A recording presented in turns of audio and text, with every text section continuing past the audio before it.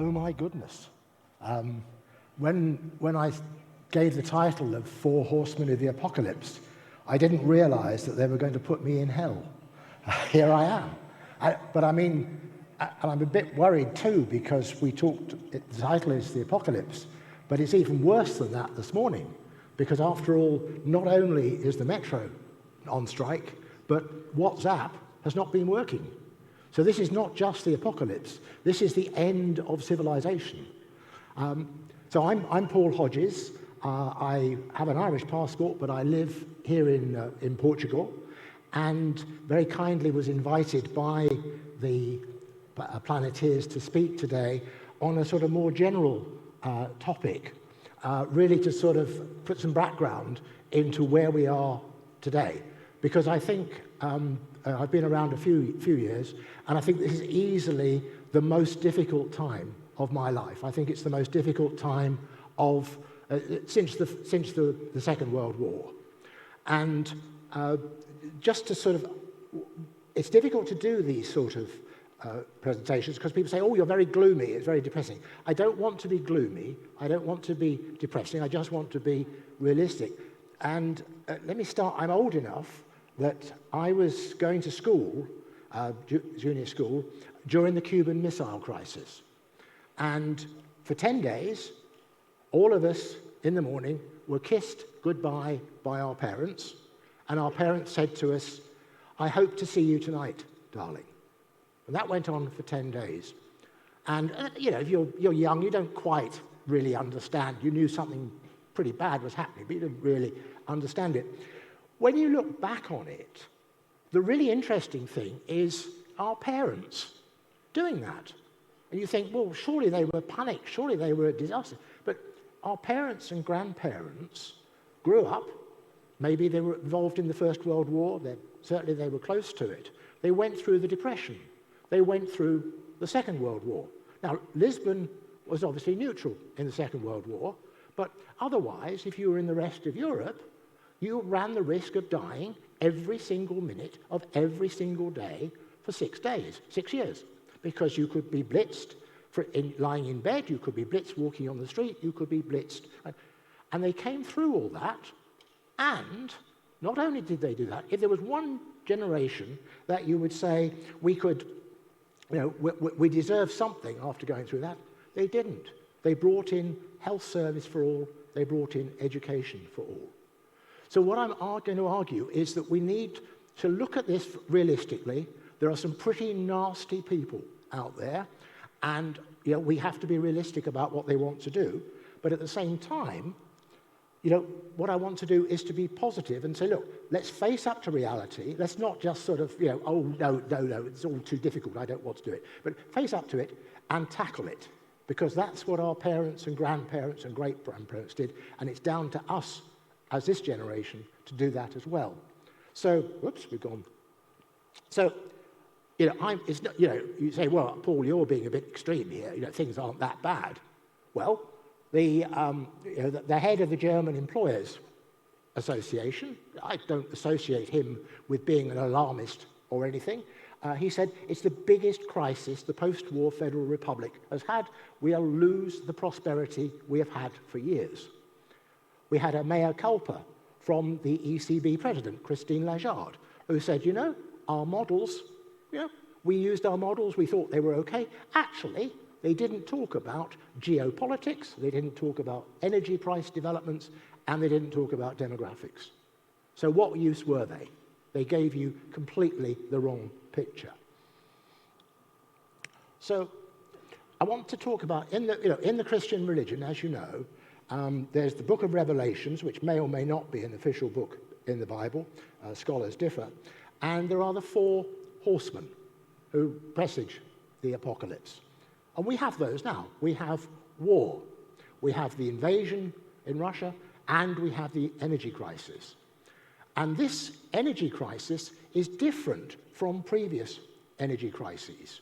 You know, 1973 to 4, 1979 to 80, and so on. That was only about oil. It was pretty serious.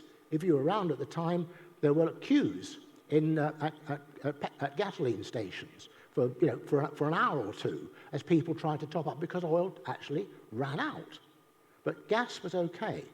This time, we've got high oil prices, we've got OPEC Plus cutting back on quotas, we've got Wall Street, this is important too, we've got Wall Street refusing to finance new oil output because they want to focus on profits.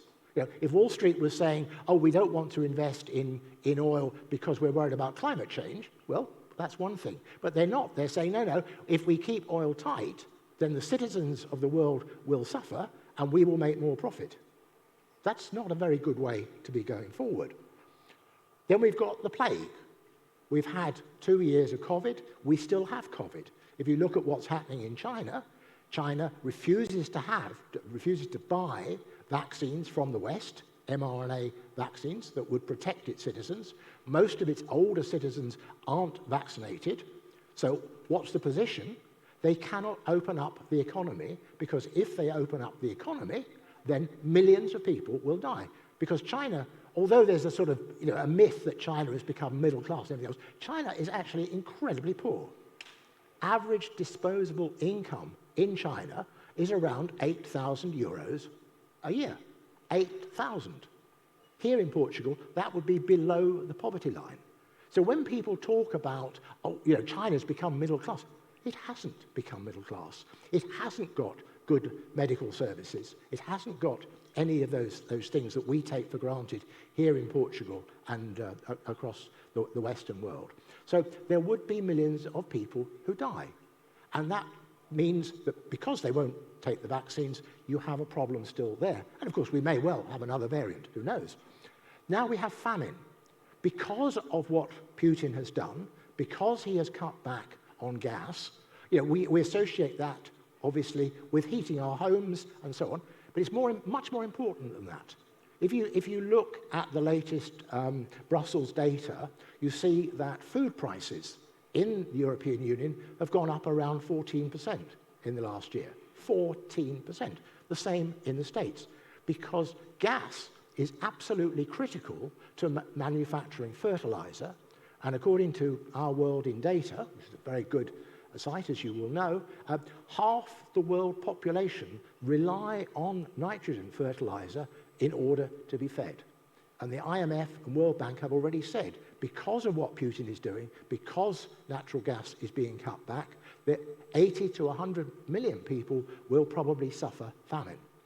Within Europe, 70% of fertilizer production is shut down because there is no gas. And if there is fertilizer, it's incredibly expensive. So we have a real problem there. And of course, we also have inflation. And the central banks have pumped up for the last 15 or 20 years house prices and stock prices. They've encouraged people to borrow far more than they could ever return. Don't worry, house prices will never go down. Don't worry, stock prices will never go down. Well, if we lived in that world, that would be wonderful. But we don't. And you can see that around the world, house prices are now starting to fall very quickly, and you can see that stock market prices are starting. So there is a massive hit coming, and we are still in the early stages of inflation, because food prices are fantastically important for inflation, and they are going up. I mean, they could well double over the next year, because at the moment, we're eating the food that was grown in the last season. I don't know how much food will be grown in the new season with today's fertilizer prices and availability. So we have to think about risks. Risks, because if we think about risks and we try and be controlled about this and think about, we can then think, okay, well, if that's the risk, what do I do about it? Rather than, we don't want to be the rabbit in the headlights saying, oh my goodness, I'm like that. We have to be, and I think there are 5 risks here. There's a very high and volatile price environment for energy, food, and other products. If you take natural gas in Holland, the TTF, the Dutch marker price, it went up to 380. It's come down to 100. It will probably go somewhere in between over the next few months, depending on how cold the weather is. So far, the weather gods have been rather kind to us, which is great. Here in Portugal, we are very well served because the government has installed a lot of renewables, and so we are relatively secure from that point of view, but we are still going to be hit. Then we have interest rates rising, and they will continue to rise. People said, oh, they can't ever rise. Well, they were at 1%, and then they went to 2%. Now in the US, they're up at over 4%, and they'll probably go to 10%. So we have to think about what would you do, what would I do if that happened? Because none of us know, but last time we had inflation at these levels, interest rates were 14%. That was in 1981. So let's not rule anything off the table because we think, oh, well, I wouldn't like that very much. No, I wouldn't like that very much. But it happened before, it could happen again. So as the stock market goes down, as the house market collapses, I mean, where I live in Cascais, we've got houses that are selling for €5 million. Nobody in Portugal can afford that, apart from very few people. It's all done on borrowed money. It's all done, a lot of it is done by this stupid golden visa system, taking in people from, who are doing a hideaway from places like China or whatever. It's pushed up house prices well beyond. The average income in Portugal is around €20,000. So what are we doing having house prices of 5 million around here? So this bubble is going to burst, and burst very badly. Corporate earnings. If you go and talk to stock market people in London, in Frankfurt, in New York, they're talking about earnings continuing at this level. Well, I can tell you, I work in the chemical industry, and most chemical plants in Germany are planning shutdowns because they can't get gas to actually run their plants. It's not a question of having the raw materials to make the products, it's a question of you haven't got the fuel because you have to cut back. If you're in Germany, because of this insane dependence on Russian gas, 50% of German gas was coming from Russia, and now none of it is coming. Now you have to cut back by 20%. And households, I mean, everybody's doing their bit. People are turning down the thermostat, people are wearing more jumpers, and so on. But companies are having to shut plants down. So earnings are going to go down. This is inevitable. And finally, of course, we've got this other thing, which the plastics industry, which is one of the key things we're talking about today at this session, the plastics industry faces a moment of complete change because we will not accept that virgin plastic using fossil fuels continues to be made. We will not accept that it continues to be thrown away, that this very valuable resource is thrown away and gets into the ocean, and we've all seen David Attenborough and Blue Planet and so on. So that all has to change. And if you look at it, on the one hand, because of Putin, and there's always a silver lining to these things, because of Putin, we have a situation where the auto industry is moving very, very fast to electric vehicles. That means we will not be using gasoline and diesel in 10, 15 years' time. Gasoline and diesel cars will be banned from sale from 2035, which means that by 2030, which is only 7, 8 years away, by 2030, nobody in their right mind will buy a gasoline or diesel car. Because why would you buy a car in 2030 when you know that the resale market in 2035 is going to be terrible? It's like, who would buy a diesel car today, anyway, because when you know about what's happened there? The difficult thing we've got here, though, is that it is not clear what is going to happen. Some people will say, oh, no, Paul, I don't really believe any of that. No, it's just, look, it's just a local difficulty. Don't worry, it's business as usual. Well, it may be, On the other hand, it may be, if we look at risks, you could argue this is a temporary rise in inflation. That's what most of the financial markets believe, that this is a temporary situation and it will come back down. And they believe that the great god, the Delphic oracle, J. Powell, oh, bow down to J. Powell, bow down to Ms. Lagarde. They control all this. This is one of the most absurd ideas in history, that 12 men and women in Washington, central bank governors in Frankfurt, can control the an economy of 7.9 billion people. I mean, who on earth ever thought that this was possible? It's completely nuts. And so, but there are people who still believe it.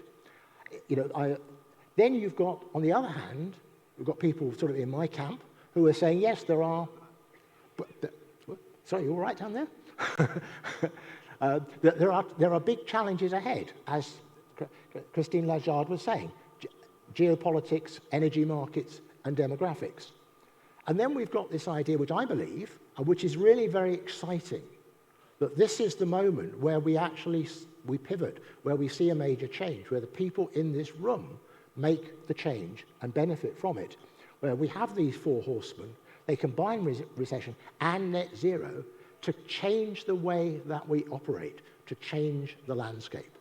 Now you've got, in this room, we've probably got people who believe all four of those things. I can't prove that they're wrong, but what I would suggest is that when you think about what might happen to the end of this year, what might happen in 2023, think about, well, okay, I don't really believe in his new normal, but supposing it was 10% possible, how big a change would that be?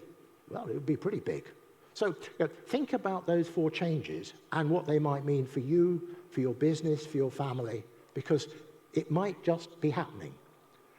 And the reason why I'm so excited about the new normal is that I think we're going to be, I think it does work. I think the head of the Environment Agency said it very well, that we should be making plastics from renewable resources. So in other words, we should now start to be focused on the big cities, and instead of globalization,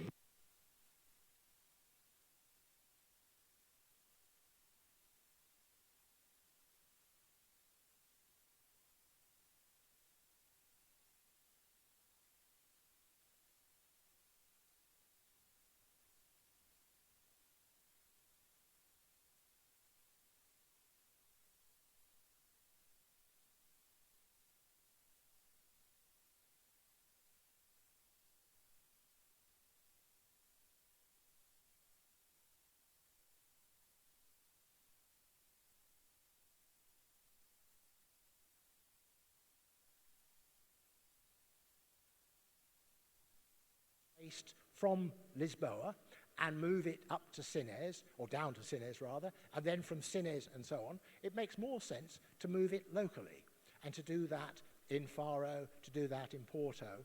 And so you collect that and you build a new business model where instead of talking about waste, this is what we were talking about yesterday in the workshop, we talk about resources. Because waste plastic doesn't sound very helpful, does it? But if you think about plastic as a major resource, this waste plastic, it's got fantastic value. So you're not only shutting down the problem of fossil fuels, you're not only closing off the problem of marine litter and all the problems with the aquatic environment, you're also actually generating economic value and jobs. And we can use advanced manufacturing technologies which are safer, greener, faster, and cheaper. People say, oh, we can't afford to move to solar and wind. Solar and wind are the cheapest form of energy there is, which is why our bills here in Portugal are not going up the 20, 30, 50, 100% that they are across the rest of Europe. Of course, the oil industry tells you, oh, you have to have oil. There's a 100-year supply. We don't have to have oil. We can have safer, greener energy supplies, wind and solar. And we are doing that in Portugal. 40% already of our supplies are from those sources. And there's quite a lot of money from institutions, BlackRock, people like that, as well, of course, as the European Investment Bank to do this. So just to sort of finish off here, what I would argue is, whoops, keeps running forward. Go back. So risk management, I think, over the next 12, 18 months is going to be key to survival. We're in a world where we have to admit that none of us really know what is going to happen. And if we don't know what's going to happen, we can't shut our eyes, we can't cross our fingers, we have to say, well, what are the risks and what would I do if that happened? Some of them won't happen in that way, some of them will happen in a different way, some of them will happen like that. But we can see that scenario planning I think we're in recession. I think we should plan for recession until at least 2025, given the scale of the challenges that we've got. I don't think the Ukraine war is going to be over by Christmas. I don't think it's going to be over by Christmas next year, you know, because what happens, you know, if you talk to the military people, and that's, you know, they're the people who know best, they say, well, look, if Ukraine wins, then clearly Putin will use nuclear weapons. If Ukraine loses, now Putin is next to Poland, which is a NATO member. So the scope for, yeah, and Putin has said he wants to restore the boundaries of the Soviet Union. Poland was in the Soviet Union. So either way, if Ukraine wins or loses, then we face a much more escalated risk of nuclear war of one kind or another. So I think we have to assume that that war is going to go on for some time, rather than assuming it's going to be over very quickly. China, you'll have seen at the weekend that China has changed its leadership and it's much more hardline, much less interested in the outside world, and so China's role as the growth engine of the global economy is over. It will probably have negative GDP growth this year. I mean, of course, it will publish numbers, but ask yourself, nowhere in the world publishes a GDP figure within 3 weeks of the end of a quarter. Nowhere in the world except China. And nowhere in the world, after it does publish a GDP figure, ever just leaves it there. It's always getting revised, sometimes quite significantly. But China's GDP number is a political number. So they decide what the number is and they publish it. It's nothing to do with what's happening on the ground. And on the ground, China's economy is imploding because of the real estate bubble. And you could read about that, as I'm sure you have.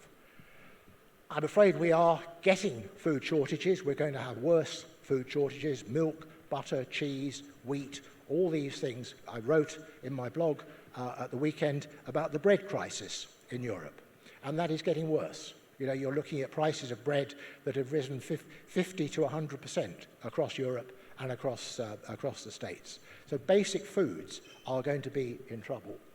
But at the same time, we have this great opportunity to invest for the future. We have to do what our parents, grandparents, and great-grandparents did after the end of the First World War. We can't just say, look, it's good enough that we survive. We have to build this new net zero world, because that is the one that we want to live in and that we want our children to live in. As they say in Ireland, if you turn up, they say, to a farmer in the middle of nowhere, and you say, "Excuse me, farmer, would you tell me how to get to Dublin?" He will usually ponder for a moment and say, "Well, sir, I wouldn't start from here." And I have to say, I wouldn't start from here in terms of the world economy and politics, but here is where we are. So please don't be downhearted, don't be panicked by all this. Think about it as a challenge, and think about it also as a fantastic opportunity. Thank you very much.